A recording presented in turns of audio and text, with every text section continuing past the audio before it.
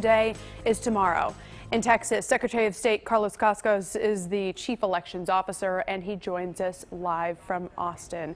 Mr. Secretary, good morning. Good morning.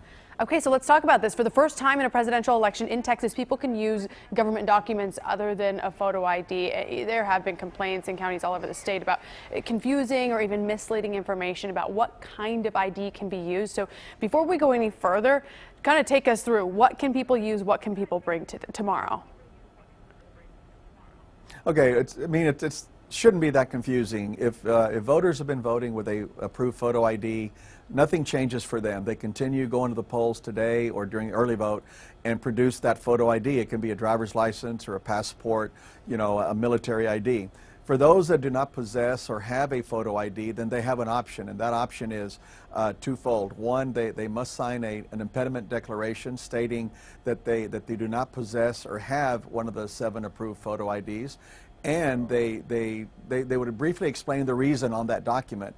But they also have to take another form of identification, which would be like something simple like a utility bill. It could be a bank statement. It could be a certified birth certificate, or even their voter registration card along with their impediment document. Sure. So, and this is your world. You work in it every day. This is my world. But there have been complaints from several counties that, hey, people aren't understanding, or they're being misled by people at polling places in terms of what's allowed. What is your office doing to make sure everything is clear for people? Well, we provided the necessary information to all 254 counties in Texas. There was some early confusion early on during the early voting process, but we monitor that. We will communicate directly with the elections office of that county to make sure that the information that they're disseminating is accurate. And what about the questions about the election being perhaps hacked or rigged? What's being done here in Texas?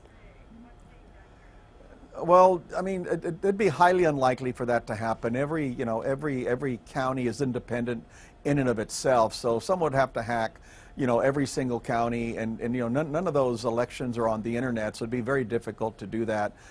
We've heard that, but it's highly unlikely and very improbable for something like that to happen in Texas. Record number of early voters out in this election. Does this help your office at all in terms of easing some of the chaos tomorrow?